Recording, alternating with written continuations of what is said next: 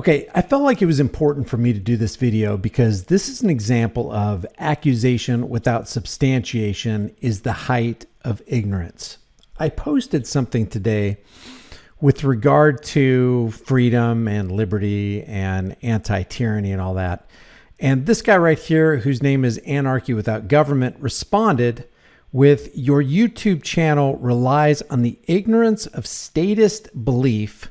That's where you promote the validation of rights coming from government. Ever since your main channel got deleted, your truth has changed." So he accused me of relying on the ignorance of statist beliefs, which means that I believe that people have the right to rule other people, and those people who are being ruled have the obligation to obey that ruler or be, in the eyes of the ruler, rightly punished. Everything that I've ever done since I've been on the internet screams against that and exposes the people who would live like that.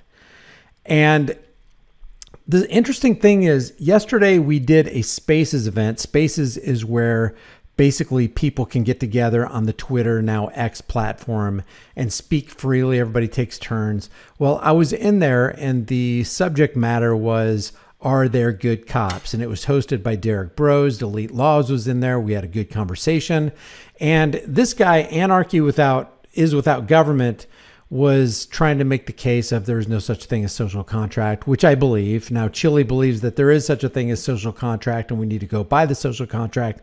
But, and I don't want to get too far off in the weeds here, I don't believe in a social contract because I didn't sign the contract.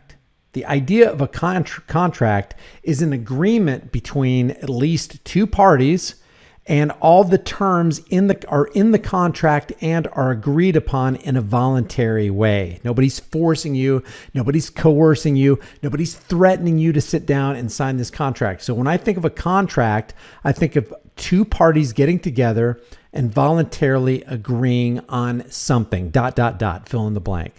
Now, this idea of the social contract says that everybody in society has signed the contract, and that's just not true. Now, do we all basically want certain things? Yeah, we want to be able to go to bed at night and not have our houses broken into. We want safety. There's nothing wrong with that.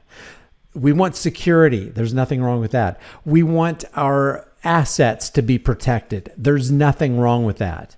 The question is, how do we achieve those goals? And that's just a question for another day. But for somebody to say that another person relies on the ignorance of statist belief, I'm not offended by that, but I did ask this guy to substantiate his claim, and I'm going to show you that in a second, but I can only show you so much because this guy ended up blocking me. But I'm going to show you what's in my notifications feed. The reason I can see this right now is because it's still hanging out in my notifications feed. That's why I want to do this video right now before they all disappear. I'm not sure how this works. So I asked him, okay, you made this accusation, now substantiate it. Otherwise, you're just being ignorant and you're going out on a limb and you're just making things up. That doesn't make the world a better place. And he says it's in your content. Come on now, brother. I'm not the only one that has noticed. So now he appeals to others to validate his claim, which is no validation at all. It's invalid. And he also says, you used to bash and ask why people were on Facebook. Now you use that platform more than all. And I will say this, I have been highly critical of all social media platforms, including Twitter, including YouTube, including Facebook. I've been critical, but it would be hypocritical for me to bash somebody for using social media platforms that I personally use. That is just stupid, the height of ignorance. One of the worst kinds of people you can have in this life is a hypocrite, somebody who claims that this is wrong, but they do it themselves. So I don't understand where this guy's coming from. Let me see if I can find another post by him so we can take a look at it. And I don't see it, but I do want to show you where he, the anarchist, he claims self-proclaimed anarchist, blocked me. So I'm clicking on his name right here and it says you are blocked. Now the curious thing is he still follows me, but I am blocked. I can't see what he writes because he has blocked me. And I want to show you from my profile, at least my side of the conversation, and I will show you the initial post that brought this on. I think it was right here. Yes, right here.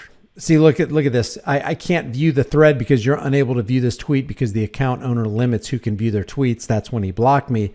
But you can hopefully see my side of the conversation, although not all of it, because I guess if it's attached to his. This is where he accused me of believing in a social contract. I said, I've never said social contracts exist. As a matter of fact, it's demonstrable that they can't exist if you take the definition of what a contract really is. I mean, we have to make sure that we follow the true definition of words. Otherwise, our words have no meaning. And then our sentences and our phrases have no meaning. And life, basically, if you can't communicate, there's no meaning in life. There's no meaning. I've never said the social contracts exist. Extraordinary assertions call for extraordinary evidence. Where do I promote the Constitution? That's another thing. He said, I promote the Constitution. He goes, you quote Spooner, but then you push the Constitution. Where have I ever told anyone to believe in the Constitution? Are there certain things in the Bill of Rights that are just self-evidently true because they align with what people call natural law or, basic human rights that we all have? See, if I have rights, then you automatically have rights. If you have rights, I have rights. If I don't have rights, then you can have rights. If you have rights and I don't have rights, then where did your rights come from and how come I don't have them? The Constitution, I like what Spooner said because it's accurate and it's articulate. And he encapsulates the meanings of things in such a succinct and understandable fashion that it's, and when I quote it, it's more than a quote. It's real. He says, whether the Constitution be one thing or another, this much is certain. It's either authorized such a tyrannical government as we have, or it's been powerless to stop it. In either case, it's unfit to exist. Why is it unfit to exist, Lysander? Because if it couldn't stop evil and it supposedly doesn't promote evil, which I beg to differ because Congress shall have the right to lay and collect taxes. That's the promotion of evil. How does Congress have the right to steal from other people legally, but you don't have the right? That seems pretty crazy, bizarre, and mythological to me. But if it couldn't stop evil and it supposedly doesn't promote evil, which I think it does, then what good is it? What good is writing it down? If we have this codified written law called the Bill of Rights and the Constitution and the Declaration of Independence, and nobody follows it, and worse yet, the people who swore to protect, defend, and uphold it are doing the exact opposite of what they said they would do, what good is it? So when I mention the Constitution, I'm mentioning it in the context of, hey, these people that swore to protect and serve and uphold your right to be secure in your person's houses, papers, and effects are doing the exact opposite when they kick down your door, are doing the exact opposite when they point the radar gun on you and economically terrorize you under this traffic law, which is basically the supreme law of the land of the Constitution in the minds of the law enforcers. So when I mention the Constitution, I'm not promoting it. Are there good things in the Constitution? Yes. Does that mean I believe everything in the Constitution? Absolutely not.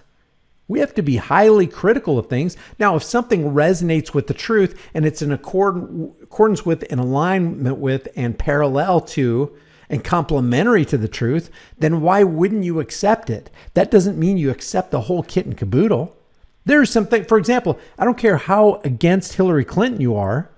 If she says the sky is blue and the grass is green, you would agree with her. Not because you agree with Hillary Clinton. No, you're a Clinton supporter because you agreed with what she said. No, I agree with what she said. I don't agree with her. That's just one example. So this idea of promoting the Constitution, which is a big con game. It's a big shell game. It's this big construct of belief. It's the holy writ of the forefathers nonsense that people claim to stand behind and yet they don't.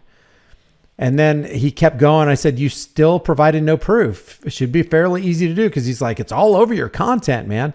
And then I just said to him, how can you expect anyone to take you seriously when you make unsubstantiated statements? Where do I push the statist idea that others have the right to rule you and that you have the obligation to obey or be punished, which is the essence of statism? And statism can be boiled down with these four words: the right to rule. I don't have the right. I don't have a higher claim over your life and property than you.